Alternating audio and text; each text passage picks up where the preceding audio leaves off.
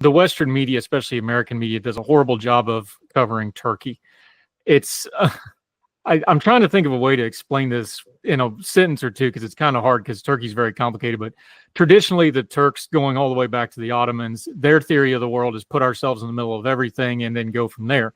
The problem is the Erdogan Turkey theory on everything is put ourselves in the middle of everything and go from there. And they're in the middle of everything and they go from there, good, bad, or indifferent. They like things to go through them and they like to be a power broker. And the reality of it is, geographically, they're at the center of this. NATO, they like to play both sides against the middle. EU, they like to play both sides against the middle.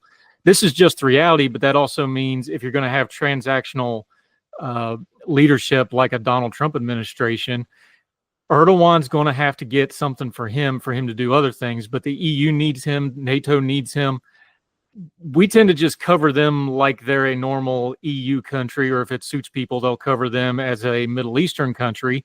They're neither. They're Turkey. They're unique, and you have to address them as such and understand their position to really understand why all roads on a lot of this stuff in some way, shape, form, or fashion is going to run through Turkey.